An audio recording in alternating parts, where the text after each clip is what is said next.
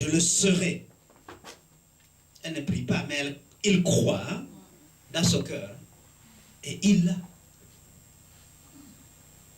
La clé de la vie, c'est la foi. Amen. Ah oui. Ce à quoi tu crois quand tu es jeune, mes sœurs enfants, tu le deviendras. Persévère. Tu le deviendras. N'est-ce pas, champion? Tu vois? Ah oui. Nous avons une clé majeure, mes chers amis. Qu'en faisons-nous? Jésus n'a pas dit à la femme, va, j'ai guéri ta fille. Non. Il dit, ta foi à toi est grande. Regarde ce qu'il dit au centurion, qui n'a pas trouvé un homme comme ça en Israël. Le centurion dit à Jésus, écoute, mon serviteur est malade. Dis seulement un mot. Un mot. Et il sera guéri. Tu n'as pas besoin de venir chez moi. Ta parole suffit. Parce que lui, centurion, qui n'était même pas chrétien, était convaincu que ce qu'il dit Jésus s'accomplit. Est-ce que vous êtes convaincu que les paroles que nous répétons ici vraiment peuvent accomplir ce qu'elles disent? C'est ça la question avec les chrétiens. Celui qui croira verra des signes de prodiges. Amen. Marc 16, c'est lui qui croira à ma parole.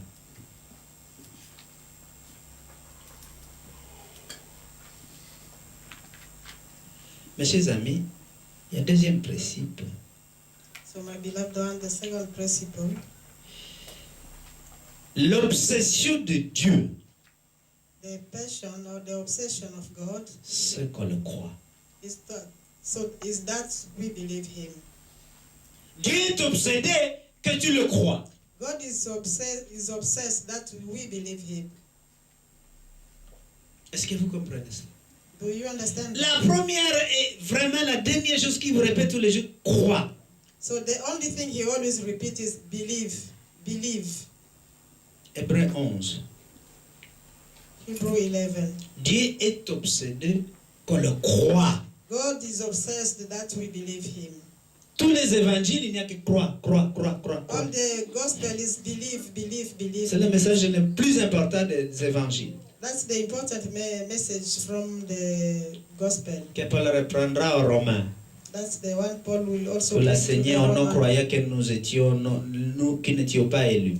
The message to preach to the non-believer, we were, who were not elected.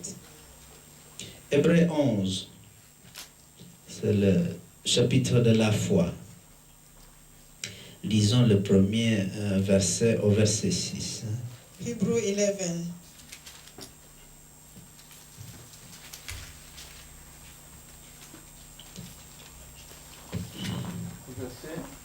Verset 1 à 6. From 1 to 6. Or, la foi, c'est la ferme assurance des choses qu'on espère, la démonstration de celles qu'on ne voit pas. C'est à cause d'elle que les anciens ont reçu un témoignage favorable. Par la foi, nous comprenons que l'univers a été formé par la parole de Dieu, de sorte que le monde visible n'a pas été fait à partir des choses visibles. C'est par la foi qu'Abel a offert à Dieu un sacrifice plus grand que celui de Caïn. C'est grâce à elle qu'il a été déclaré juste, car Dieu approuvait ses offrandes, et c'est par elle qu'il parle encore, bien qu'étant mort.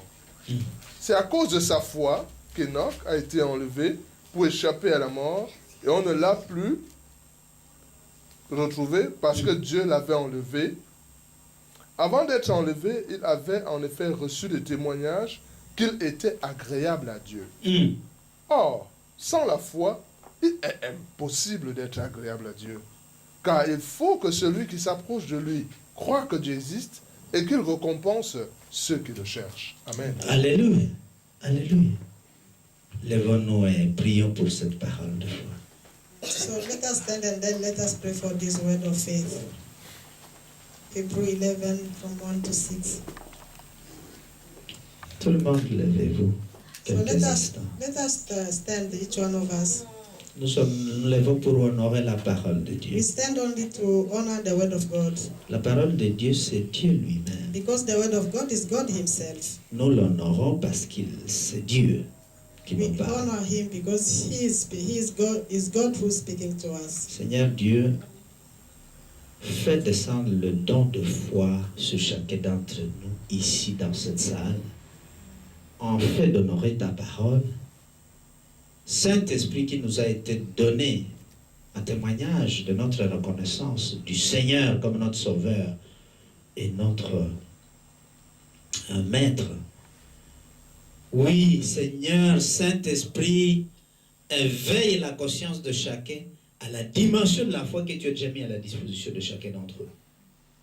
Fais descendre ton onction de foi sur chacun afin que nos paroles soient remplies, Seigneur, de ta parole et que par elles, Seigneur, ce que nous disons s'accomplisse. Seigneur Jésus, de la même façon que tu es venu au secours de la foi de cet homme que nous avons vu dans Marc 9, 3, Seigneur, viens au secours de l'incrédulité de beaucoup d'entre nous. Afin que, Seigneur, la manière dont ils ont marché avec toi hier ne soit plus la même. Et que la foi et la confession de la foi qu'ils témoignent de toi et de ta parole produisent les fruits de ce qu'ils confessent. Qu'il nous soit fait selon notre foi et que, Seigneur, notre foi puisse même déplacer des montagnes devant nous, afin que les circonstances ne soient plus sujet d'inquiétude pour l'un ou l'autre et que notre santé, Seigneur, se trouve améliorée parce que nous confessons régulièrement sur nos corps ta parole. Que cela soit ici, dans le nom de Jésus. Amen. Amen. Asseyons-nous.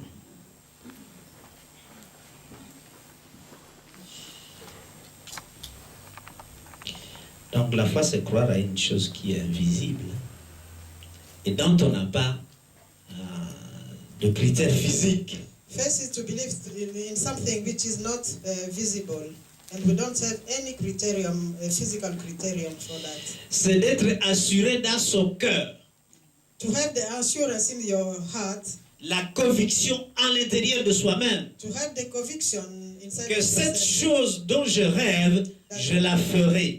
That things that I'm dreaming of, I will receive it. I will do it. Et quels que soient les obstacles qui se lèvent, que je la ferai parce que j'y crois. And whatever the obstacles, I will do it because I believe in it. Parce que je suis convaincu. Because I'm convinced.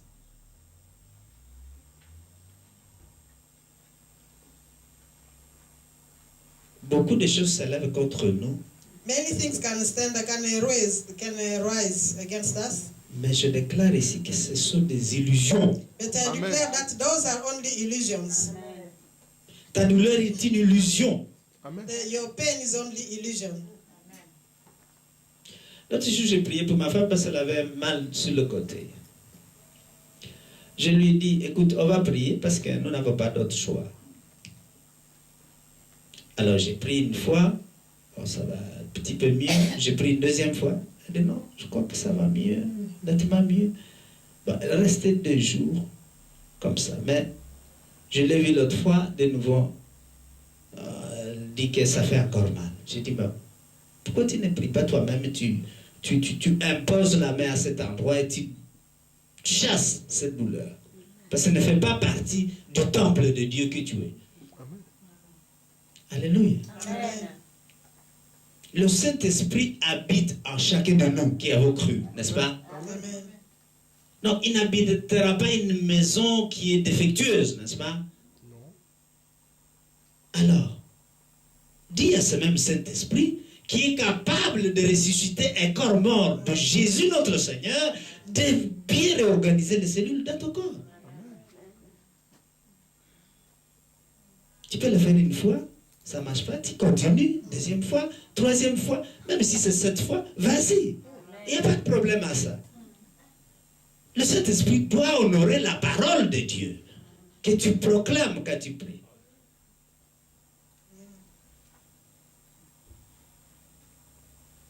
Qui est prêt à faire l'exercice? Tout le monde est prêt. Amen. Ok. Alors, on va appeler quelques malades ici. Quelqu'un qui se sent mal, venez ici. Venez ici. Vous mettez ici. L'église va se tenir debout et nous allons confesser la parole de Dieu. Voilà, il n'y a que deux courageuses. Les autres ont peur de se montrer. Tant pis pour vous. Quand l'état de Dieu a sonné, il faut monter pour honorer sa parole.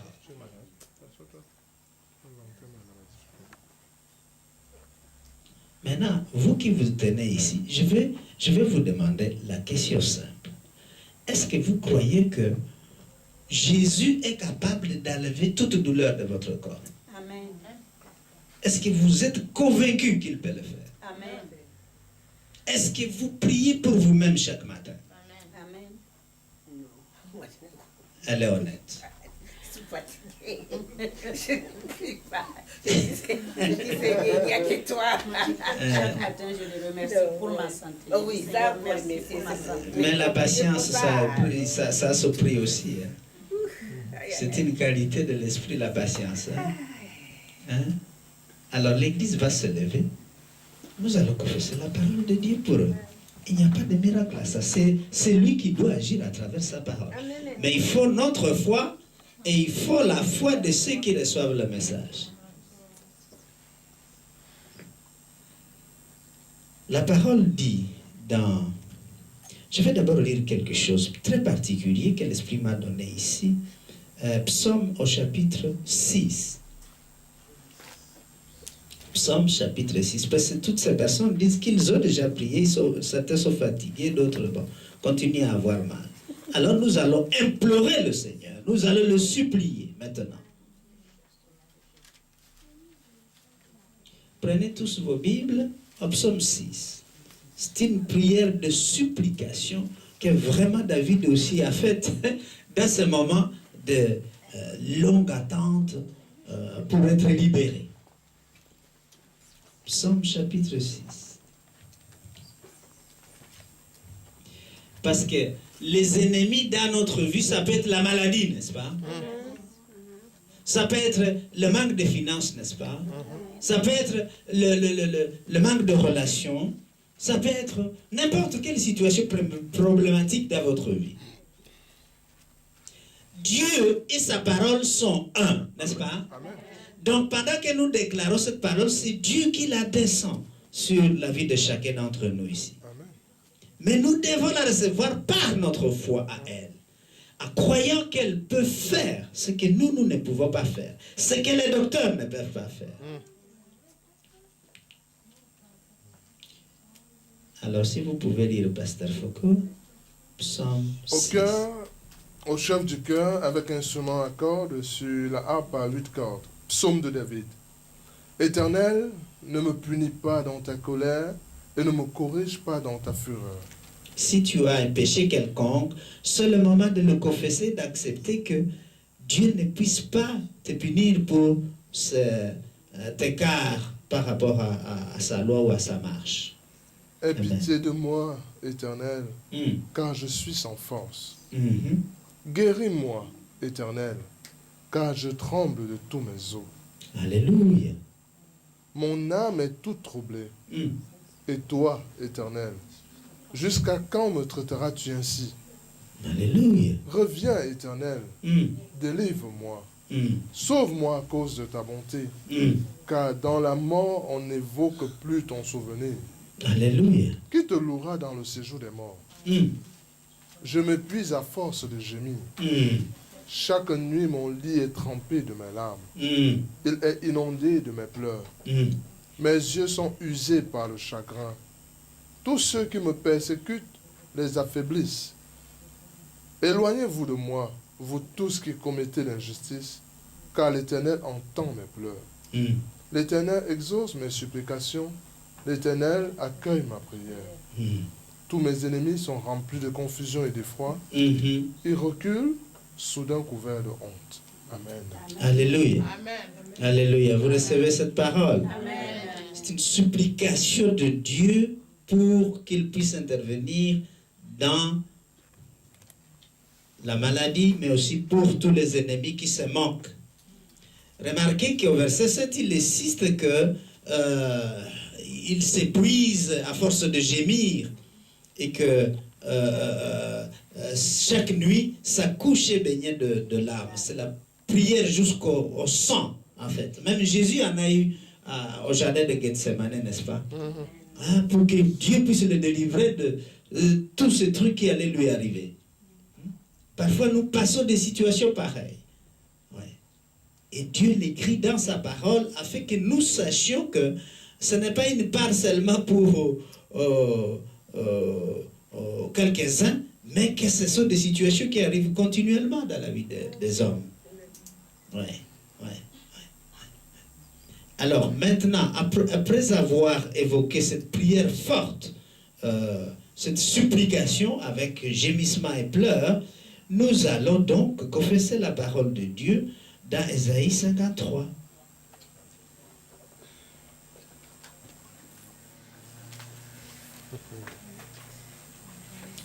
Ésaïe 53, verset 5.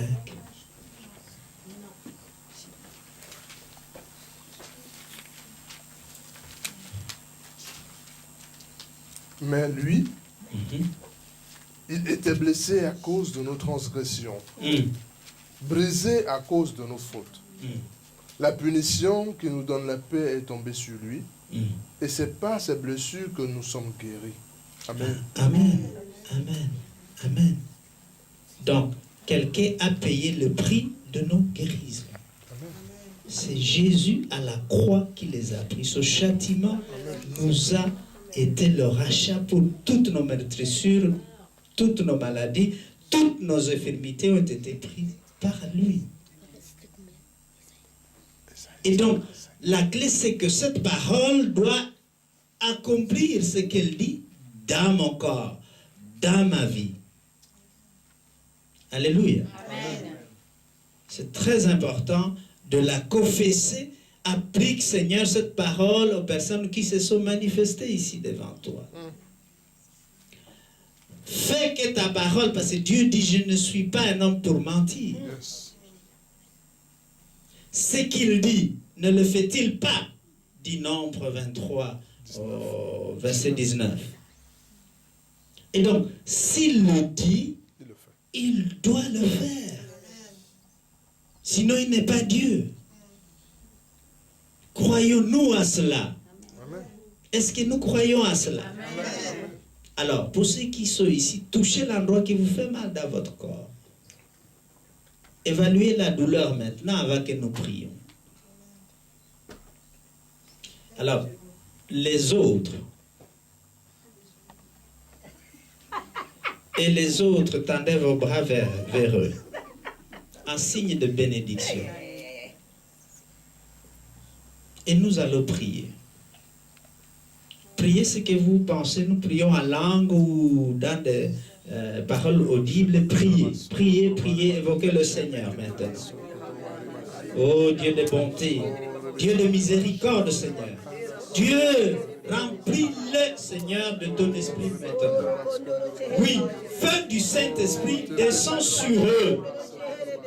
Feu, manifeste-toi dans leur corps et dans leur cœur, maintenant. Et établis-toi avec une double portion de l'Esprit de Dieu. Feu du Saint-Esprit descend sur leur corps et établis-toi d'une manière particulière maintenant afin d'aligner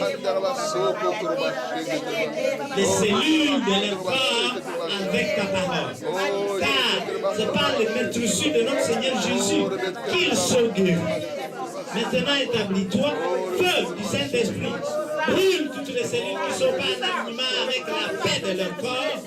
Oui, feu du Saint-Esprit tombe sur eux de manière à ce que toutes les cellules qui ne sont pas dans l'ordre divin de la guérison et de la santé soient brûlées. Douleur, sortez de leur corps. Douleur, sortez de leur corps. Je vous commande de sortir au nom de Jésus. sortez au nom de Jésus. Douleur, disparaissez au nom de Jésus. Réorganise les cellules. La santé au nom de Jésus. Le nom de Jésus. Alléluia. Amen. Amen. Je vais demander à ceux qui avaient mal, qu'est-ce que vous sentez? Y a-t-il même un petit changement? Bougez, shake your body. Oui. If it's a fit, test or no. How will you know if you don't test? Si vous ne dites rien, ça veut dire que ça va bien. Si vous dites qu'il reste, nous prions encore. Ah oui, c'est comme ça qu'on fait. Oui, il faut prier encore. Ok. Est-ce que vous avez reçu quelque chose? Moi, je prie pour l'attention pour que ça parte. Amen. Amen. Amen. C'est lorsque tu crois, elle s'asfera. Amen. Et Maman Véro? Oui, pasteur. Oui. Comment vous sentez votre corps? Je suis déjà guéri. Amen. Amen. Alors, vous n'avez même pas besoin de rester. Asseyez-vous là-bas. Si vous êtes sûr que vous êtes guéri, nous n'avons pas besoin de prier. On va prier pour elle. Alors, nous tendons nos mains vers elle. Crois, Maman Rose. Crois, il y a beaucoup. Si tu m'as dit, ah, ça c'est pour toi. Alléluia. Si tu crois que c'est l'écharpe qu'il doit te faire porter, là, nous risquons de nous arrêter. Mais si tu crois qu'il peut l'enlever, nous prions. Il peut arriver. Ouais. Au nom de Jésus. Alléluia. Amen. Vous touchez l'endroit. Alléluia. Saint-Esprit de Dieu, nous t'évoquons. Toi qui convaincs, Seigneur. Toi qui convaincs le cœur de l'homme. Convainc Maman Rose que cette chose peut partir de son corps. Seigneur, nous sommes ici pour que ta parole s'accomplisse. C'est par tes meurtrissures, Saint-Esprit de Dieu. Oui, les meurtrissures de Jésus, que le Saint-Esprit agit pour amener la guérison, pour enlever la douleur.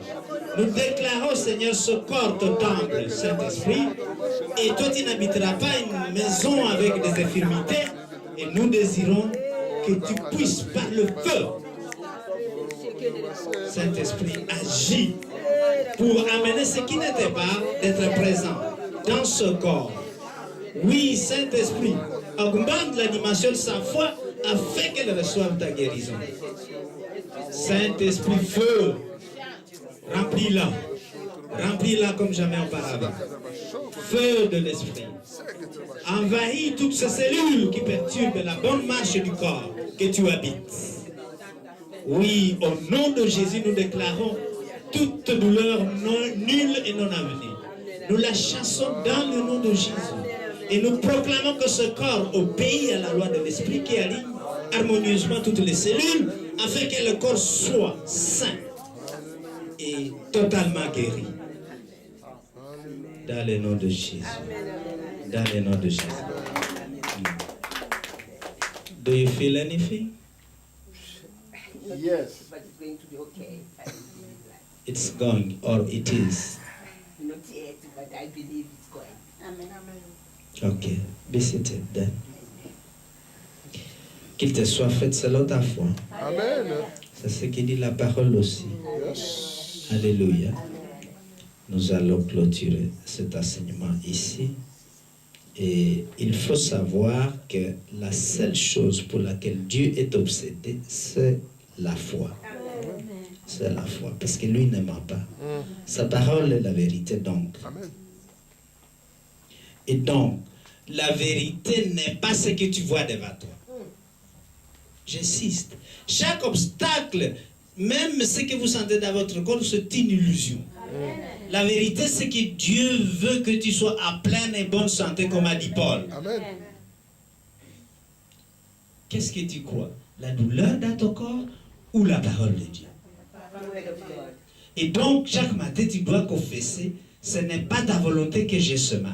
Ta volonté, c'est que j'ai la bonne santé. Ce n'est pas ta volonté que je sois au lit couché comme quelqu'un près de mourir. Non. Parce que qui te louera si je suis dans le jour des morts? Ta vérité, c'est que je sois à pleine bonne santé afin que je puisse me lever chaque jour pour aller te louer, pour aller chercher à manger pour la famille, puisque c'est aussi ta parole.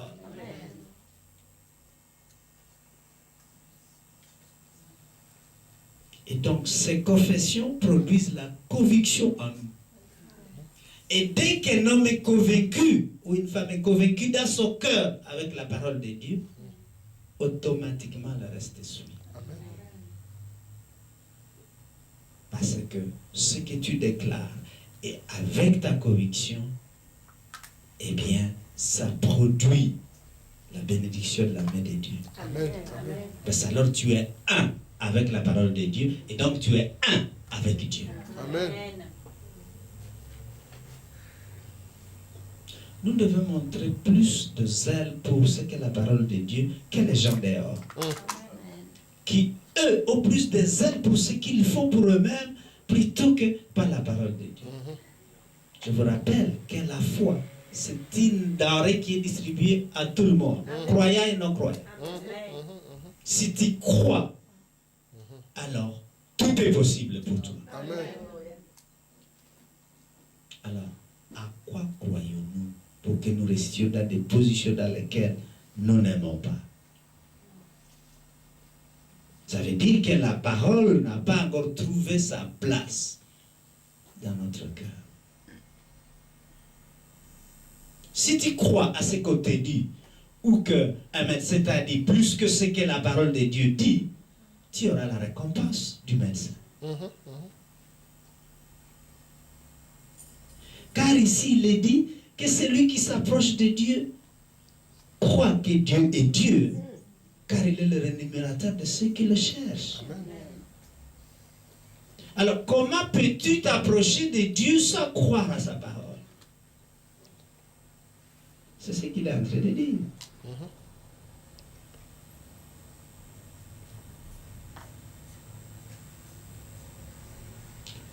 Pour dimanche, prends tous tes projets que tu as formulés. Examine un projet par projet. Et regarde si la foi que tu as dans ce projet est basée sur les obstacles ou les situations autour, ou si c'est basé sur le fait que ta foi dans la parole qu'elle dit par rapport à ton projet est basse, ou a encore des petites choses qui doivent bien s'aligner pour que tu sois complètement et totalement convaincu. Parce que cela fera la différence. Amen. Cela fera la différence. Cela fera la différence. Quand un homme ouvre une entreprise, moi je me rappelle quand j'ai ouvert mon cabinet, eh bien, quand tu es convaincu d'une chose, Dieu t'envoie même des gens que tu n'as jamais pensé qu'ils peuvent intervenir pour toi. Amen. Une de mes anciennes patientes est venue, elle a dit, non, je connais une place que tu peux louer, tu peux l'avoir. J'ai trouvé le cabinet. Et quand j'étais en train de travailler, parce que c'était un truc abandonné, c'était une maison de réunion pour des sœurs de l'église qui est un peu plus haut, eh bien, cette même dame, qui est juive d'ailleurs, elle me dit, écoute, j'ai quelques tableaux, je vais t'amener, tu mettras un là et un là. Ces tableaux sont toujours là. Amen. Tout a été fait. Le propriétaire du truc est venu un peu arranger aussi. Moi aussi, j'ai un peu, et tout s'est mis en place. Gloire à Dieu. Ah oui. Ma femme était partie au Japon à l'époque avec les petits-enfants. Ils étaient encore bébés à l'époque. Et quand ils sont revenus, j'avais un cabinet. Amen. C'est comme ça. Quand tu es convaincu d'une chose, Dieu t'envoie des anges pour le matérialiser. Amen. Ça, ce sont des signes qui indiquent que ton projet est en train de marcher vers l'avant. Que ce qui était invisible dans ta tête est en train de devenir visible dans la réalité de ce monde. En tout cas, que Dieu vous bénisse. Amen.